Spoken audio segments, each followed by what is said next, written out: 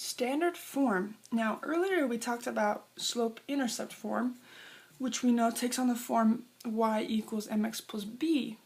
Standard form, on the other hand, takes on the form ax plus by equals c, where a, b, and c are whole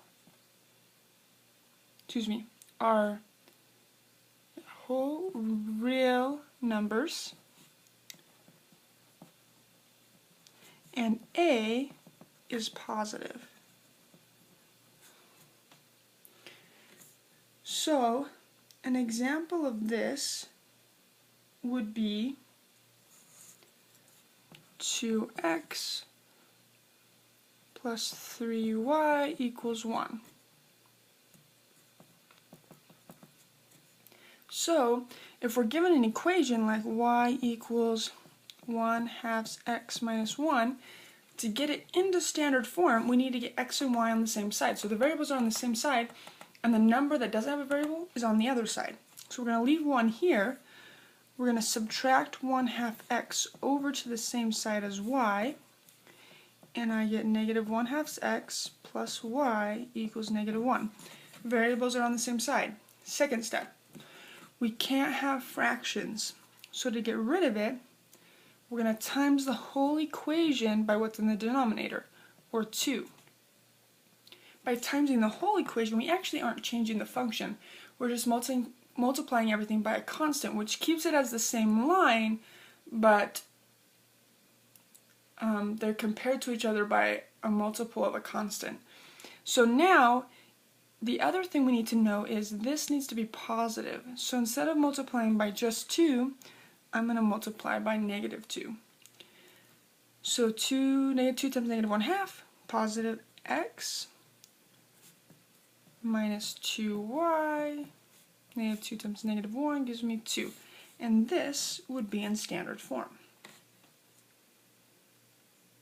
So what happens if we're given something like 1/2 x minus 2/3 y equals 3? How do we get into standard form? Well, x and y are already on the same side. First step is good. Second step, we can't have these fractions. So we're going to multiply the whole equation by 2 to get rid of this fraction, and multiply the whole equation by 3 to get rid of this fraction. Or in other words, we're going to multiply the whole equation by 6.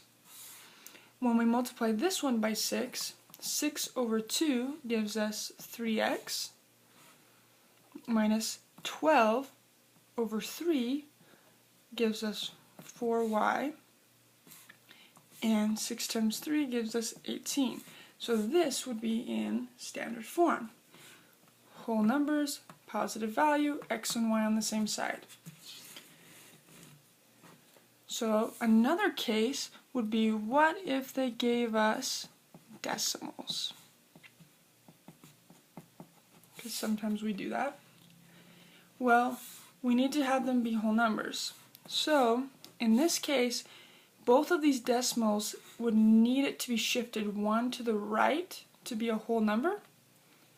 So to do so, we need to multiply by a value of 10 with 1 0 to move that decimal place one place to the right. If we needed to move it 2 places, we would multiply by 100, or 2 zeros, to make it so it shifts 2 times. So multiplying 0.2 times 10 gives me 2x, 0.4 times 10 gives me minus 4y, and 1.8 times 10 gives me 18. Positive, whole numbers, x and y on the same side, we're in standard form.